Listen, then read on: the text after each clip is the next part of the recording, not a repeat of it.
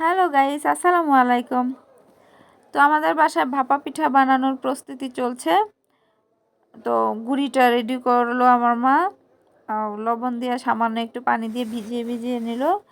পানিটা এমনভাবে দিতে হবে যাতে একদমই ভিজে না যায়, সামান্য পরিমাণে একটু ভিজা ভিজা।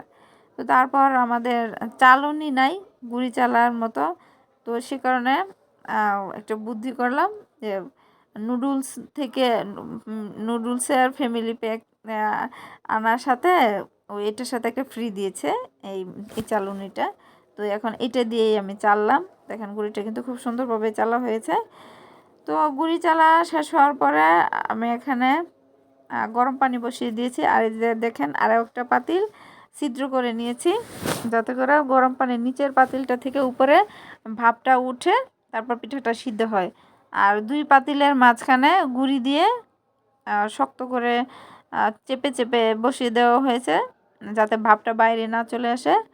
তো এখন পিঠার জন্য গুঁড়িটা আমার মা নিল। দেখেন গুঁড়ি নিল, নারকেল দিল আর গুড় দিল। তো দিয়ে আমরা এটা চুলার মধ্যে দিব। গুড়ের উপরে আবার গুঁড়ি দিতে হবে। পিঠা অ্যাকচুয়ালি সবাই বানাতে পারে, তো আমি কিভাবে করছি সেটাই আমি আপনাদের সাথে শেয়ার করছি। ভুল ভ্রান্তি হলে কমেন্ট করে জানিয়ে দিবেন যে এটা ভালো হয় না বা এটা হয়েছে।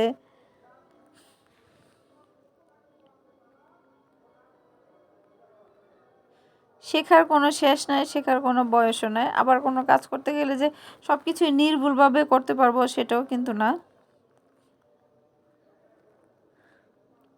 গুঁড়ি কম হয়েছে সেই জন্য বারবার গুড়টা ভেসে যাচ্ছে। গুড়টা ভেসে গেলে তো পানির সাথে গলে নিচেও চলে যাবে।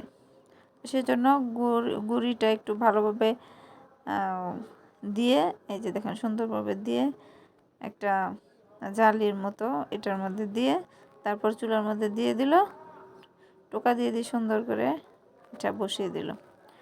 তো অ্যাকচুয়ালি পিঠার জন্য একটা বাটি টাইপের একটা কিছু কিনে আনছিল, ওইটা দিয়ে আসলে একদমই ছোট হয়ে যায়, যেগুলা রাস্তার মধ্যে ভ্যানের মধ্যে করে বিক্রি করে ওই রকম একদমই ছোট। তো সেই কারণে ওইটা বাদ দিয়ে আমার মা চিন্তা করলো যে একটা ঢাকনা আছে, এই ঢাকনাটার মধ্যে দিয়ে করা যাবে। খুব সুন্দর করে দেখেন পিঠাটা কিন্তু দিয়েছে। তো পিঠাটা একবার চেক করে দেখলো যে পিঠা হয়নি, সিদ্ধ হয়নি। তো এখন সিদ্ধ হয়েছে, এখন পিঠাটা আমরা নামাবো।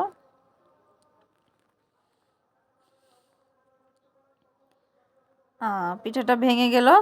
অ্যাকচুয়ালি পিঠাটা কেন ভেঙে গেল এটার কারণটা প্লিজ আপনারা কমেন্ট করে কেউ জানলে জানাতে পারেন।